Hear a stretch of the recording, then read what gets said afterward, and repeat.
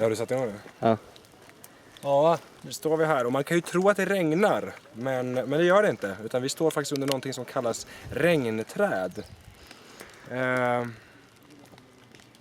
De här träden suger upp massor med vatten med hjälp av sina rötter genom hela det här området. Upp i trädet och sen det överskott som de har på vatten, det släpper de bara ner igen.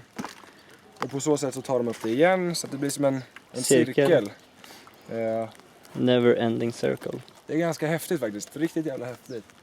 Så nu står jag här och det känns precis som att det duggar.